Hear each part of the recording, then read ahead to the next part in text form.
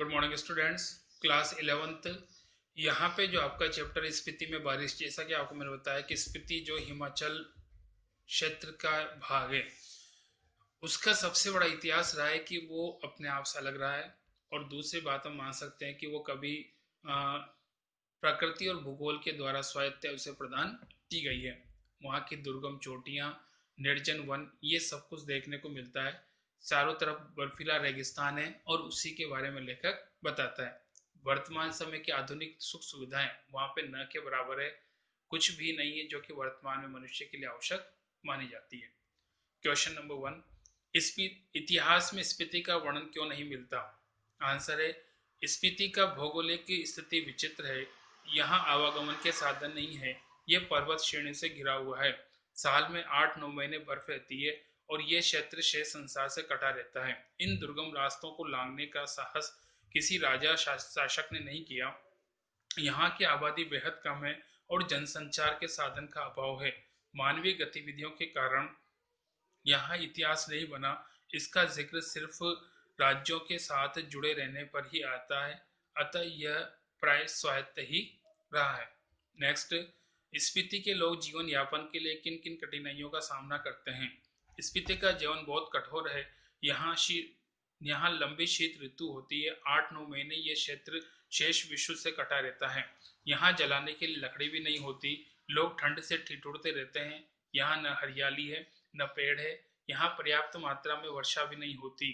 यहाँ साल में एक ही फसल उगा सकते हैं। जौ, गेहूं, मटर और सरसों के अलावा दूसरी फसल नहीं हो सकती। किसी प्रकार के फल और सब्जियां पैदा नहीं होती। यहाँ रोजगार के साधन नहीं है। यहाँ की जमीन खेती योग्य है परंतु सिंचाई के साधन विकसित नहीं है, अतः यहाँ के लोग अत्यंत जटिल परिस्थिति में रहते हैं। नेक्स्ट नंबर 3, लेखक मान्य श्रेणी का नाम बौद्धों के मान्य मंत्र के नाम के करने में पक्ष में क्यों है? आंसर, बौद्ध धर्म में मान्य मंत्र की बहुत महिमा है। ओम मणि पद में हूँ इसका बीज मंत्र है। इसी मंत्र को संक्षेप में मान्य कहते हैं। लेखक का मानना है कि इस मंत्र का यहाँ इतना अधिक जाप हुआ है कि पर्वत श्रेणी को ही यह नाम आसानी से दिया जा सकता है।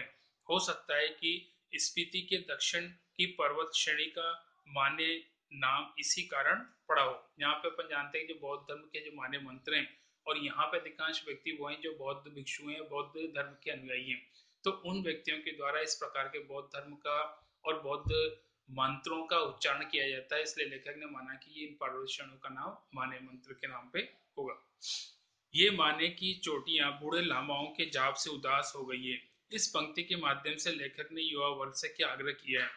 लेखक ने बताया कि मानव पर्वत श्रेणियां बूढ़े लामाओं के जाप से उदास हो गई है क्योंकि उनके जाप से यहाँ का वातावरण बोझिल नीरस हो गया है।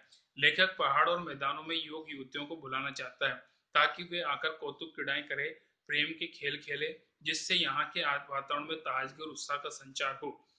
चोटियों पर चढ़ने से जीवन अंगड़ाई लेने लगेगा। युवाओं के अट्टहास से चोटियों में जमा आर्तनाद पिघलेगा, क्योंकि हम जैसे जानते हैं कि अन्य पर्वत श्रेणियों पर व्यक्ति जाता है, घूमता फिरता, आराम से जिंदगी जीता, सब कुछ करता है, और हो सकता है कि वो उनके विकसित होने का एक कारण भी होता है।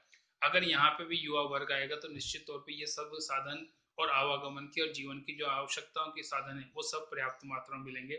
इसलिए लेखक चाहता है कि ये युवा वर्ग वहां पर जाए। नेक्स्ट, वहां वर्षा, यहाँ एक घटना है, एक सुखद संयोग। लेखक ने ऐसा क्यों कहा है? लेखक बताता है कि स्पीति में बहुत कम वर्षा होती है। इस कारण वर्षा ऋतु मन की साथ पूरी नहीं करती। वर्षा के बिना यहाँ की धरती सूखी, ठंडी और बंजर नजर आती है। जब कभी यहाँ वर्षा होती है तो लोग उसे अपना सुखद सौभाग्य मानते हैं। वर्षा के दिन को वे सुख का संकेत मानते हैं। वर्षा के आने के बाद, लेखक के आने के बाद वर्षा हुई। लोगों ने उसे बताया कि वर्षा होने के कारण आपकी यात्रा सुखद होगी।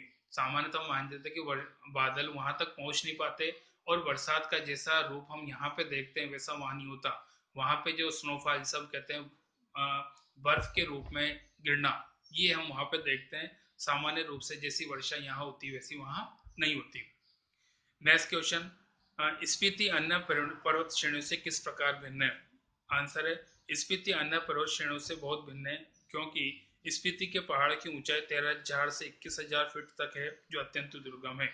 यहाँ के दर्रे बहुत ऊंचे और दुर्गम है।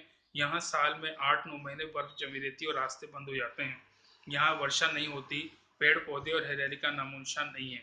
यहाँ एक ही फसल होती है, जिसमें जौ, मटर, सरसों आदि प्रमुख है। फल और सब्जियां यहाँ उत्पन्न नहीं होती। यहाँ सिर्फ दो ऋतु होती है, वसंत और शीत ऋतु। यहाँ परिवहन और संचार के कोई साधन नहीं है। यहाँ की आबादी बेहद कम है। यहाँ प्रति वर्ग किलोमीटर 4 व्यक्ति रहते हैं। प्रति किलोमीटर 4 व्यक्ति रहते हैं। यहाँ पर्यटक नहीं आते, अतः यहाँ का वातावरण उदास है।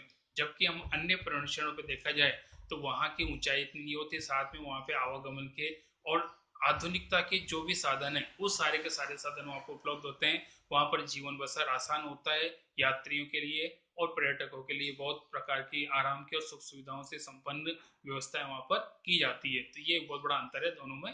बाकी नेक्स्ट है।